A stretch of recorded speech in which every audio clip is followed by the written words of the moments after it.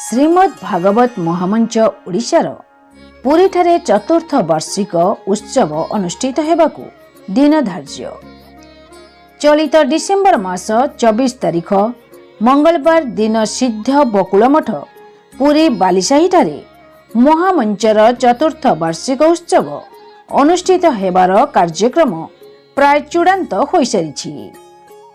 उक्त वार्षिक उत्सव को महामंचर राज्य सभापति तपन महाराज निज तत्वावधान परिचालना करुछंती।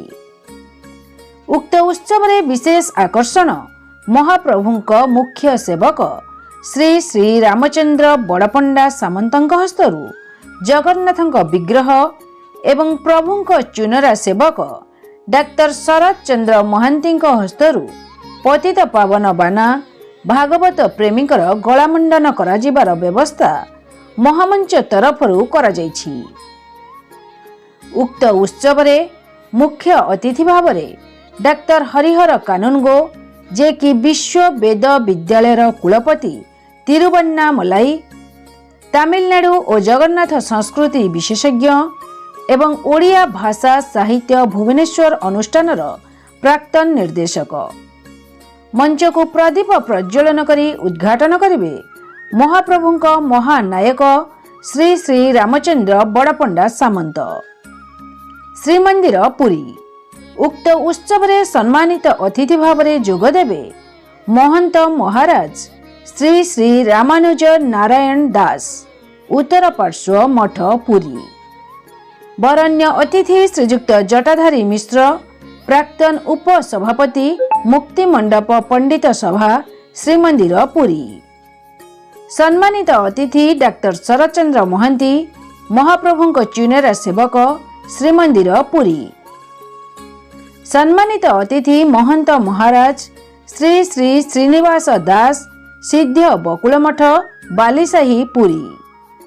सम्मानित अतिथि महंत महाराज श्री श्री गोपालकृष्ण दास राधाकांत मठ पुरी।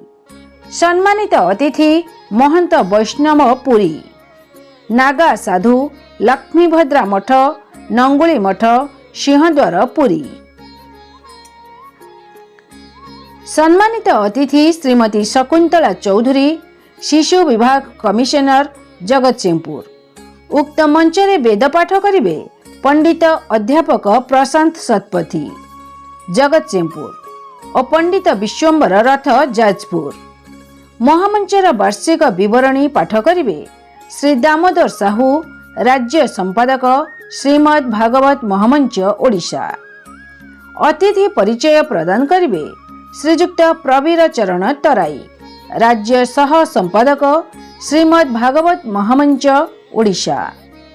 उक्त मंचरे सभापतित्व करिवे तपन महाराज जी राज्य सभापति श्रीमद् भागवत महामंच ओडिशा।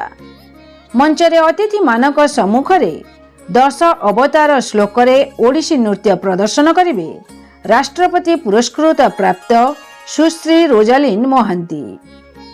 भागवतंक तत्व भित्तिक आलोचनारे विषय रखा जाइछि श्रीमद् भागवत महापुराण को काहींकि परम शास्त्रर आख्या दिया जाइछि।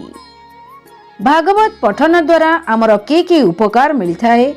ओं नमः भगवते जप द्वारा केउ फल प्राप्ति हुए एही दिव्य आलोचना परे जेउ माने श्रीमद् भागवत महामंचर डिजिटल ग्रुप रे दैनिक संध्या रे प्रासंगिक आलोचना और प्रभुंकर गीत क्लिप करी पोस्ट करी श्रोता मानकु आध्यात्मिक भावधारा रे अनुप्राणित कराई परिछंती सेही मानकु ही उक्त उद्यापनी उत्सव मंचरे मानपत्र और पतित पावन विग्रह सह पतित पावन बाना द्वारा सम्मानित कराजिबो।